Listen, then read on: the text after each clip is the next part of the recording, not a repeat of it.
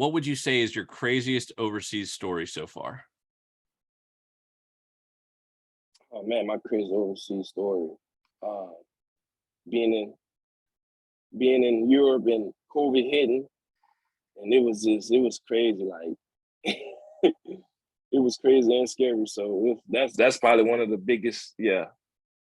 Well, and what about that? I mean, whether it's, coming back or in terms of the outbreak and everything, what Oh about that yeah. made it crazy? So, yeah, it was the first outbreak. So we planned like the sixth game or going into the seventh week. We thinking like when the next game gonna be, and people like saying, "Oh, it's this big outbreak, COVID. This is gonna stop everything, and we're gonna have to go back home, and it's gonna be shut. The whole world gonna be shut down." So I'm like, really? Like, why is the NBA not shut down yet? And they still playing. So it's like 2 days later, the world, everybody just in shock. Like, it went from one day to the next day, people wearing like tons of masks.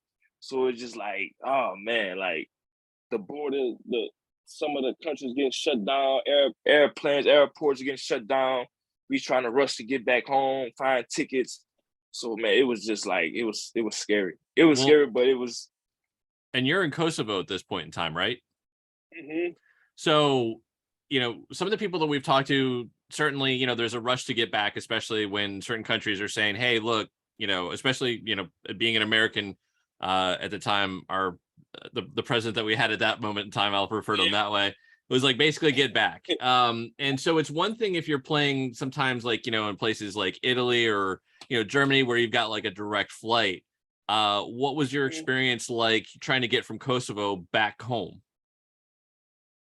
Oh man, it was all the airports was like flooded. People were scared to touch each like on the airplane. People were scared of that. It was just like then my coach was like, "Oh, if we was to stay here, you won't be able to survive because you're not adapted to the food, and stuff like that." So I was like, "Oh, I gotta go." And the airports was just like it was a racket, like. Yeah.